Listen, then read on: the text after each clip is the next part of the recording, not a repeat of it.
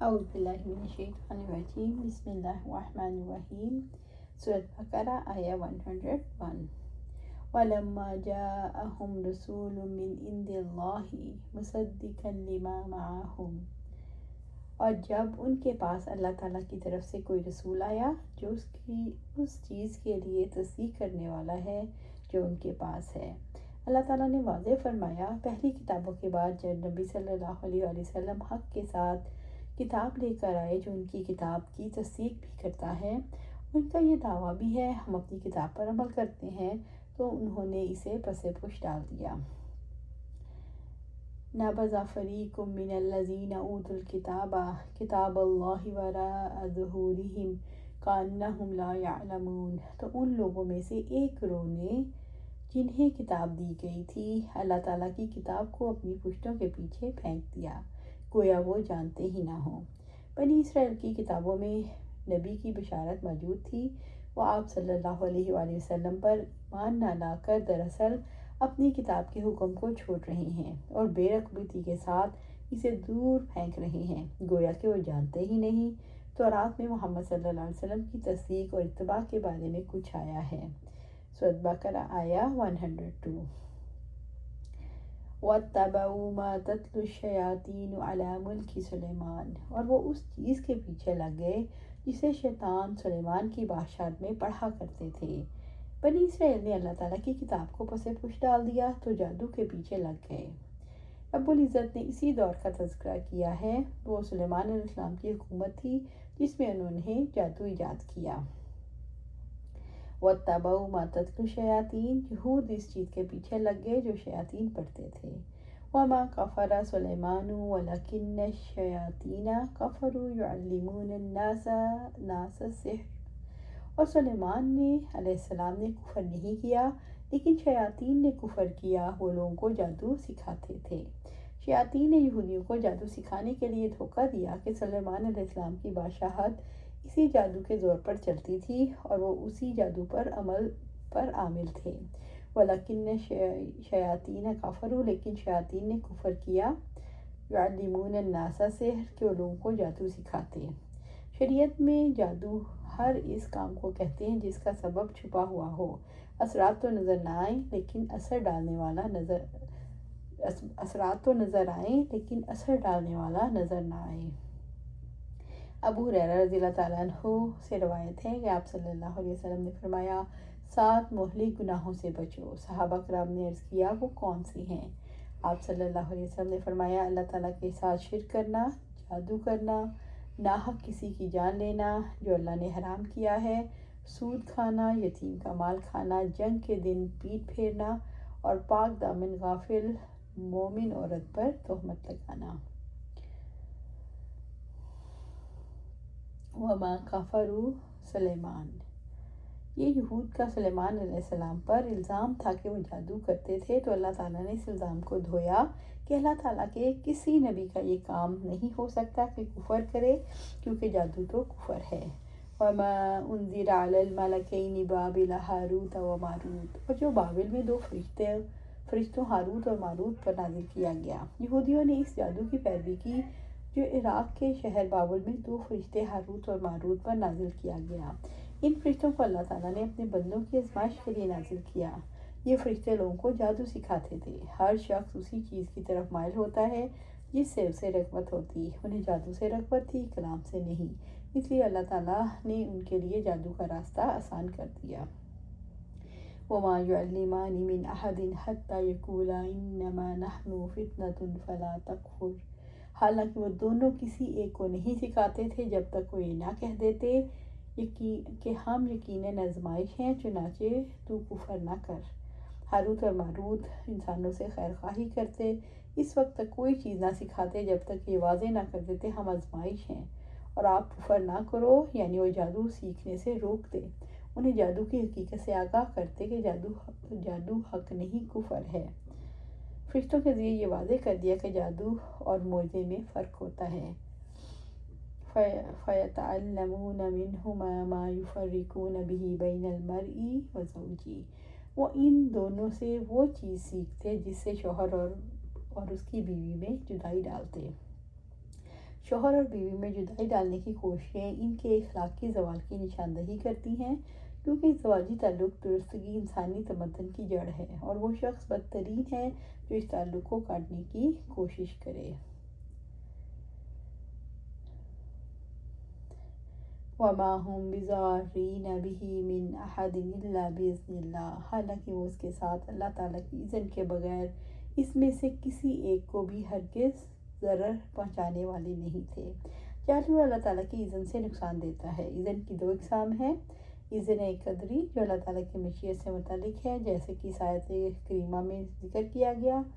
دوسرا اذن شرعی، جیسا کہ سابقہ آیت میں ہے، اور اس آیت میں ایسی چیزیں دیگر آیات سے ظاہر ہوتی ہیں کہ اسباب کی قوت تاثیر خواہ کتنی ہی زیادہ کیوں نہ ہو، وہ ہر حال میں قضاء و قدر کے تابع ہوتی ہیں۔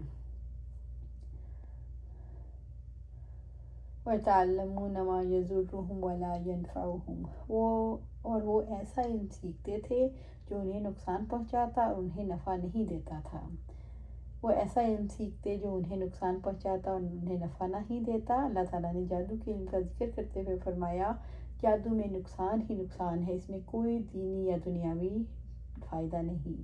جس طرح بعض گناہوں میں دنیاوی منفعت ہوتی ہے، مثلا اللہ تعالیٰ نے شراب اور جوئے کے بارے میں فرمایا، کہہ دو شراب اور جوئے میں بڑا گناہ ہے اور لوگوں کے لیے کچھ فائدے بھی ہیں، البتہ ان کا گناہ ان کے فائدے کی نسبت زیادہ بڑا ہے۔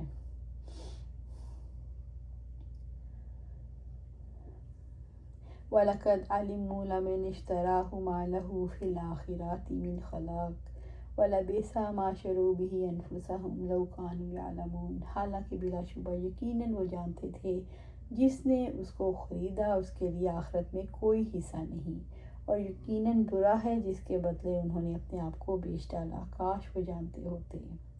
جادو کرنے اور کروانے والے کا آخرت میں کوئی حصہ نہیں۔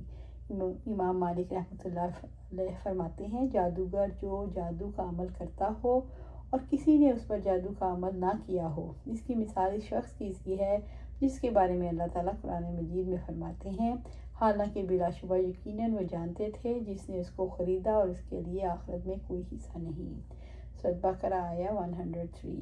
وَلَوْ أَنَّهُمْ آمَنُوا، اور اگر وہ ایمان لاتے، یعنی اپنی کتابوں پر جن میں محمد صلی اللہ علیہ وسلم کی بشارتیں اور آپ صلی اللہ علیہ وسلم کے احکامات کی اتباع کا حکم ہے، واتقوا، اور وہ اللہ تعالیٰ کے اوامر و نواہی کی حفاظت کرتے، اس کے روکے سے رکتے، تو یہ ان کے لیے عظیم ثواب کا باعث بنتا۔ لَمَثُوبَةٌ مِّنْ عِندِ اللَّهِ خَيْرٌ، تو اللہ تعالیٰ کی جانب سے یقیناً بہتر ثواب ملتا، یعنی ان کے ایمان لانے پر اللہ تعالیٰ کی جانب سے جو ثواب ہوتا وہ ان کے کفر اور سحر کے کاموں سے بہت بہتر ہوتا۔ لَوْ كَانُوا يَعْلَمُونَ، کاش وہ جانتے ہوتے، کاش وہ جانتے کہ کوئی چیز علم صحیح جیسی نہیں، کاش وہ جانتے کہ اللہ تعالیٰ کا ثواب بہت بہتر ہے۔ سورۃ بقرہ آیہ 104۔ یا ایھا الذین آمنوا لا تقولوا رعینا وقولوا انظرنا واسمعوا، اے ایمان والو تم رعینا ہماری رعایت کریں نہ کہو، بلکہ انظرنا کہو، ہماری طرف نظر کرم کیجیے، کہو اور سنو۔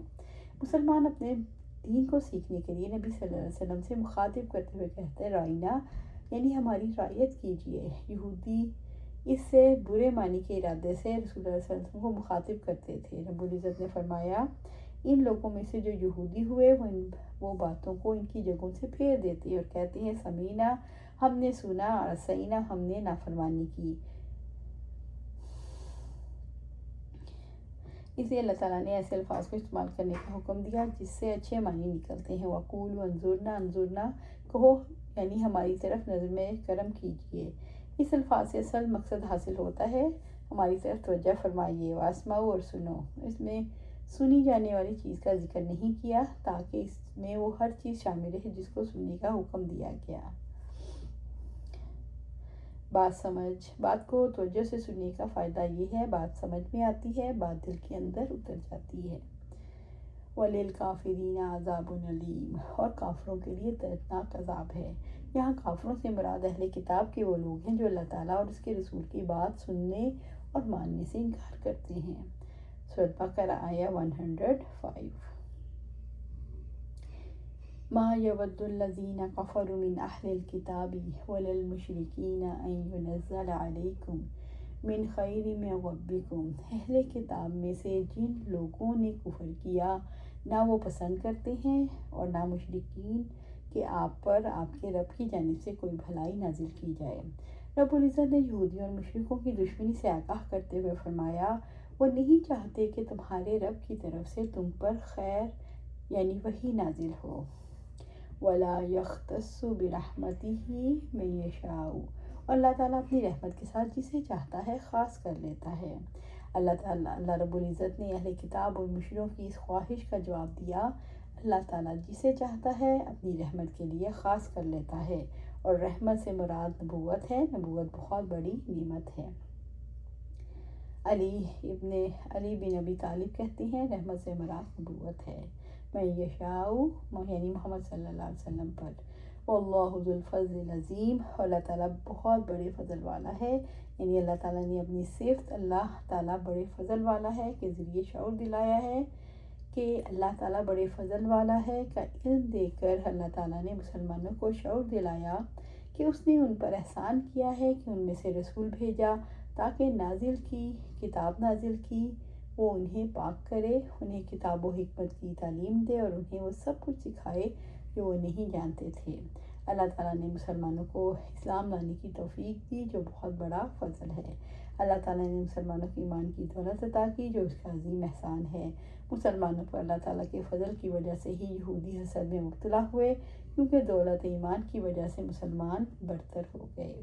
اللہ سبحانہ تعالیٰ سے دعا ہے ہمیں قرآن و سنت پر عمل کرنے کی توفیق دے، اس پر جما دے اور جنت الفردوس کے اعلیٰ مقام پر اپنے پاس گھر عطا فرمائے۔ آمین یا رب العالمین۔